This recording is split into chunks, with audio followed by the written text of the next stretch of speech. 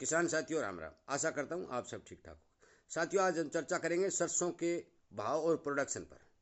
साथियों मैं इसी तरह की जानकारी इस चैनल के माध्यम से किसानों तक पहुंचाने की भरपूर कोशिश करता हूं और किसी तरह की भ्रमित वीडियो बनाना मेरा कोई कतई उद्देश्य नहीं है। नहीं मेरा कोई सिस्टम है कि मैं कोई यूट्यूब के वीडियो बनाकर कोई पैसे कमाने की इच्छा रखता हूँ।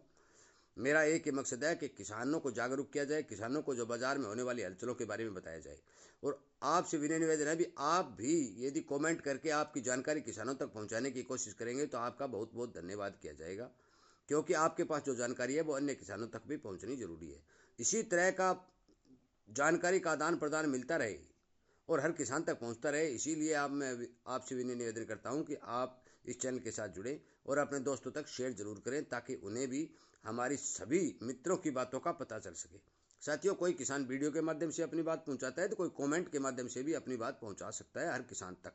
साथियों मैं सरसों के बारे में आपको आज अवगत करा देना चाहता हूं कि सरसों की एमएसपी खरीद 5640 रुपये है और जिन किसानों की जो एमएसपी पर बिक रही है वो बहुत अच्छी बात है।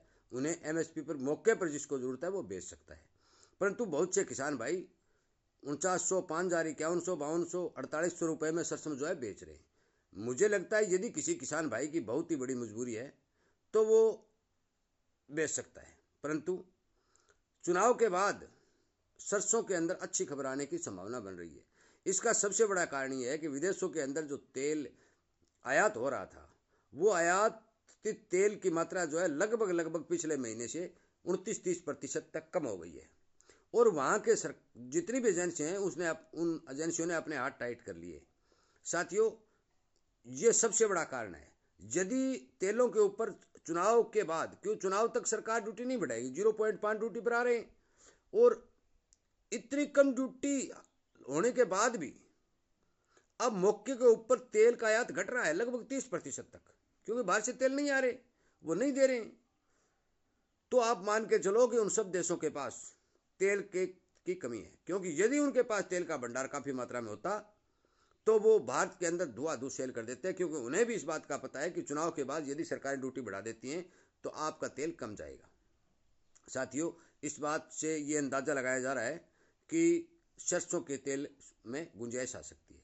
नंबर 1। नंबर 2, सरसों की पैदावार जो ये करोड़ सवा करोड़ बोरी की जो सरकारी आंकड़े बता रहे हैं ये साफ गलत है।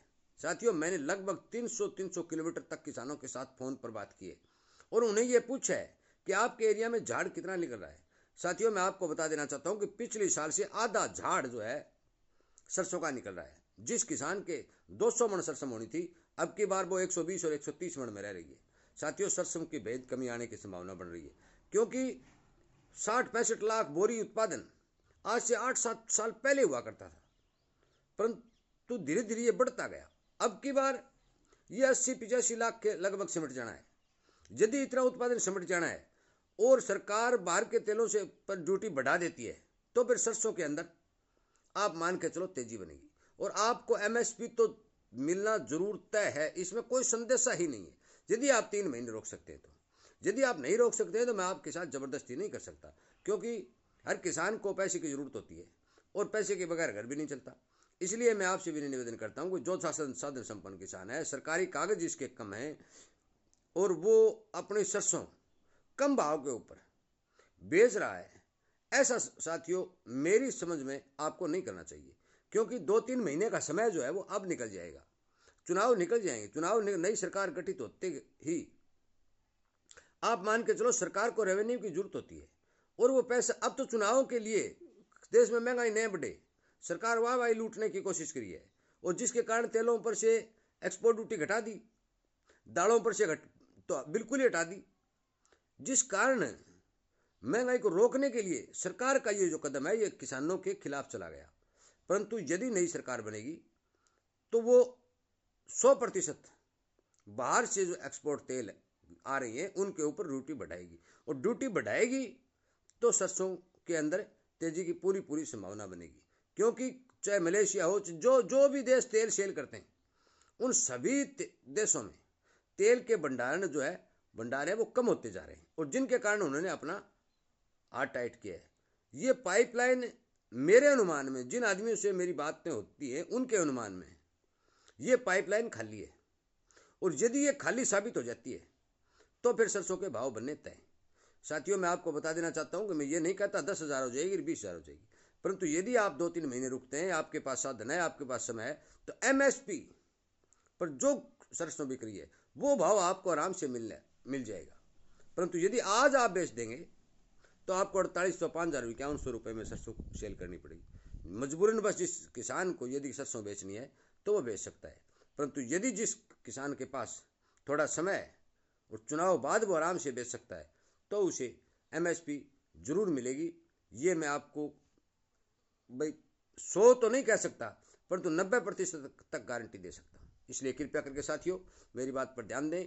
यही बात हर किसान तक पहुँचाने के लिए वीडियो को शेयर करें। यदि मेरे द्वारा दी गई जानकारी आपको ठीक लगती है तो आप चैनल के साथ जुड़ें।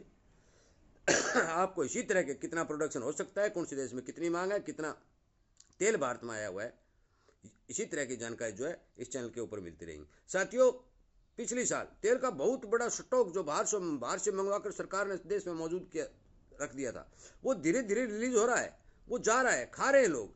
परंतु यदि इसी अनुपात में बाहर से आता रहता तो मैं ये वीडियो कभी नहीं बनाता और ना मैं ये कहता कि सरसों की तेजी की संभावना बनती है।